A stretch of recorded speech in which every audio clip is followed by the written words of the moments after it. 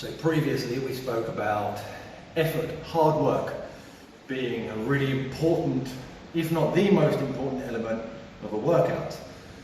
And I gave you a brief look at what cardiovascular and cardiorespiratory hard work looked like, with that elevated heart rate and very much so an elevated breathing rate. And without those, you were getting no cardio effect whatsoever.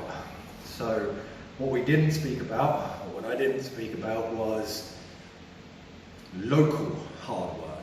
And what I mean by that is muscular hard work on a localized level.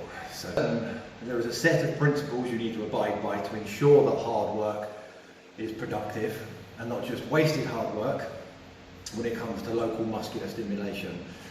There are two really simple ways of measuring hard work for muscular work. One is through the amount of weight you lift relative to the maximum possible you could lift for one repetition. So your one repetition maximum is 100% effort for your muscles at that moment. The other way is through effort, intensity of effort rather than intensity of weight on the bar.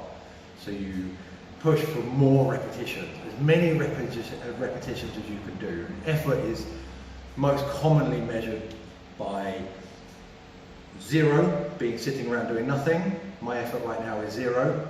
And muscular failure, the point where you could no longer complete another repetition, being 100% effort. So I'll give you a little demo of what the two look like. The first one being using a load to increase the intensity of the hard work. And then I'll give you an example of using a lighter weight that's not as high an effort on a single repetition basis, but I will use that lighter weight to increase my intensity of effort to above and beyond that which I could achieve with just using intensity of load. So my body weight for a chin-up is a very low intensity of my one repetition maximum. So that one repetition performed on its own, not hard enough work to stimulate my body to change. But I'll be right back. Belt and a nice big heavy kettlebell. And now all of a sudden, my intensity can be measured to be much higher than it is with body weight. Still for one repetition, but my intensity of effort is being elevated by the amount of weight I'm lifting.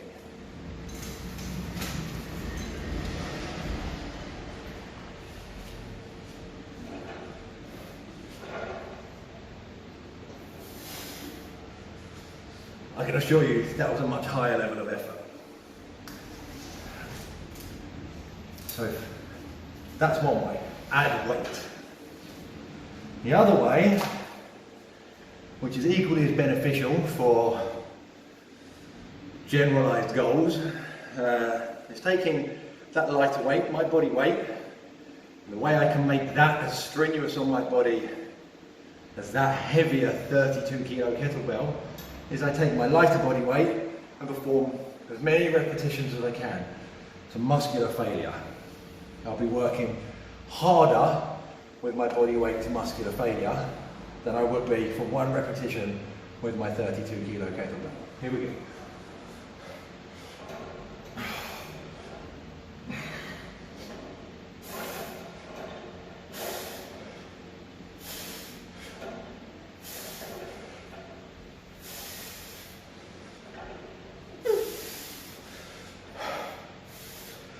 Okay, so it's starting to get hard now as fatigue builds up.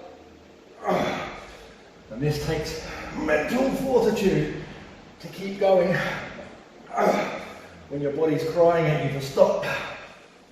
There's still more in there.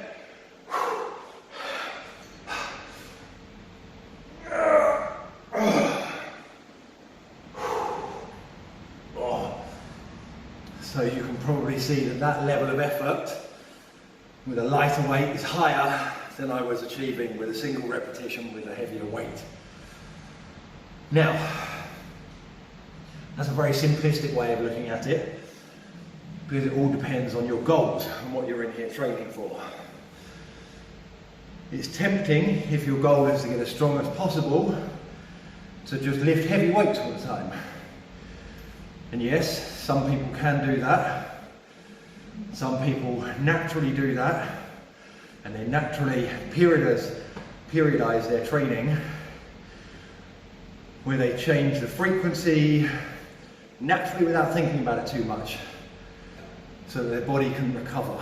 So lifting heavy loads, and by heavy I mean in the region of 80% of your 1 repetition maximum, too frequently, for too many repetitions, whilst very good for teaching your nervous system how to handle heavy loads, will, over a period of time, batter your joints.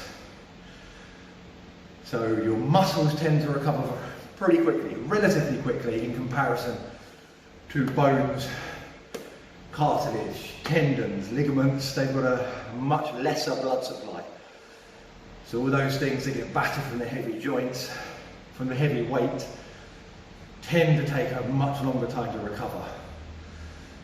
So I like to put a mix of the two in. I still want to be efficient at lifting relatively heavy objects, so I train heavy some of the time, but never for a very large volume.